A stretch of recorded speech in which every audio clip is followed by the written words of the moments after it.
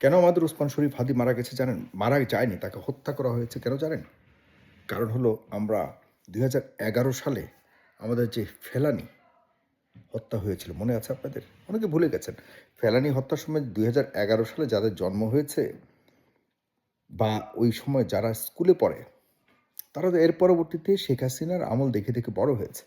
তারা ওই ফেলানির বিষয়টা, ফেলানির যে মৃত্যুর পর তার লাশটাকে যে বাংলাদেশ ভারত বর্ডারে তার কাঁটাতারের বেড়ার উপরে তাকে লটকে রাখা হয়েছে। পৃথিবীর ইতিহাসে জঘন্যতম যে এক দেশের বর্ডারের উপরে অন্য দেশের মানে পার্শ্ববর্তী দেশের মানুষের লাশকে মেরে, গুলি করে মেরে সেই বর্ডার কাঁটাতারের বেড়ার উপরে টাঙিয়ে রাখা, লটকিয়ে রাখা ঘন্টার পর ঘন্টা ফেলানীকে, মাত্র ১৩-১৪ বছরের বয়সের একটি কন্যা সন্তান, তাকে ২০১১ সালের ৭ই জানুয়ারি, আজকে, প্রিয় বন্ধুরা, আজকের দিনে ২০১১ সালে আমাদের ফেলানীকে মেরে ফেলা হয়েছিল।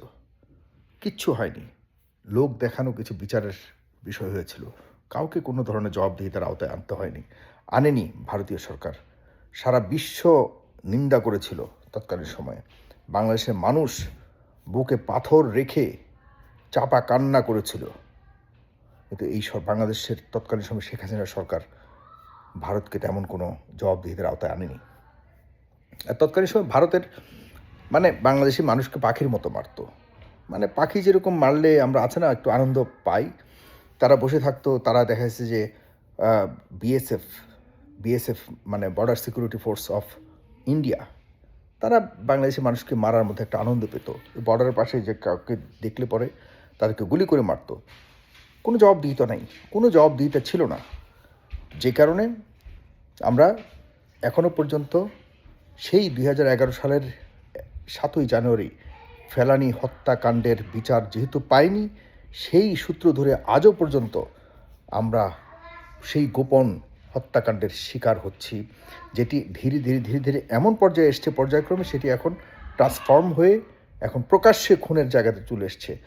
যেমন বর্ডারে তো বিএসএফ মেরেছে, এখন আমাদের বাংলাদেশের ভিতরে সে ভারতীয় আধিপত্যবাদের যারা কাজ করেছে তাদের পক্ষে, সেসব মানুষরা এখন দেখা যাচ্ছে যে এই ভারতের সেই টার্গেটগুলিকে মানে তাদের ইচ্ছার প্রতিফলন ঘটাচ্ছে। আমাদের দেশে যারা দালালরা রয়েছে, আমাদের দেশে যারা টাকা পয়সার কাছে নিজের বিবেককে বিক্রি করে দিচ্ছে, আমাদের দেশে আভ্যন্তরীণভাবে অভ্যন্তরে যারা রয়েছে ভারতের দালাল, রয়ের এজেন্ট, তারা দেখা যাচ্ছে আমাদের বাংলাদেশের ভিতরে তাদের টার্গেটকে কিল করছে। আমরা এর বিষয়ে আজকে ফেলানী হত্যাকাণ্ডের কত বছর হয়েছে আমি জানি, ২০১১ সাল থেকে হিসাব করুন। আজকে আমরা ফেলানীর জন্য আমাদের অন্তর, আমাদের ভালোবাসা, আমাদের শ্রদ্ধা, আমাদের ক্রন্দন, আমাদের আবেগ সব কিছু তার জন্য উৎসর্গ করছি। ফেলানীর জন্য অবশ্যই এই সরকার, যতটুকু শুনেছি, গুলশানের সেই ভারতের এম্বাসি যেই রাস্তা, সেই রাস্তার উপরে ফেলানীর স্ট্রিট বা ফেলানী রোড বলে ওই রাস্তাটার নামকরণ করা হবে।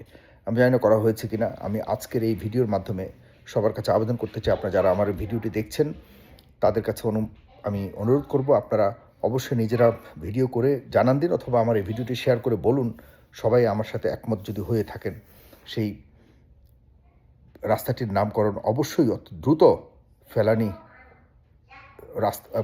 ফেলানী রোড হোক।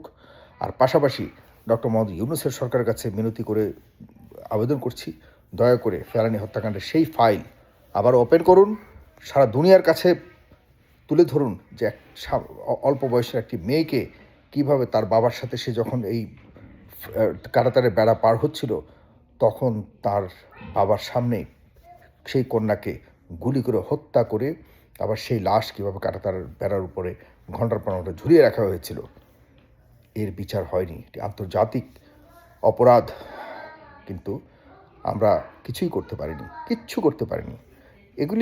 সেটা তো অনেক অনেক মানে ভাইরাল হয়েছিল বা চাঞ্চল্যকর একটা অবস্থা তৈরি করেছিল।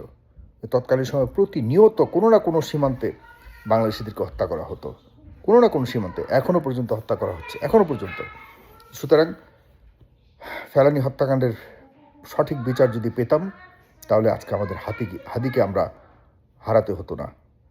প্রিয় ভাইয়েরা, আজকে সবার কাছে অনুরোধ করব, ফেলানির জন্য সবাই দোয়া করবেন এবং আমরা অবশ্যই এই নৃশংসতা, ভারতের নৃশংসতা আমাদের বর্ডারে, আমিও অনুরোধ করবো আপনাদের কাছে যে বর্ডারের যেই জায়গাতে আমাদের যাওয়া উচিত নয় সেখানে যাওয়া উচিত, আপনারা যাবেন না, কখনোই যাবেন না।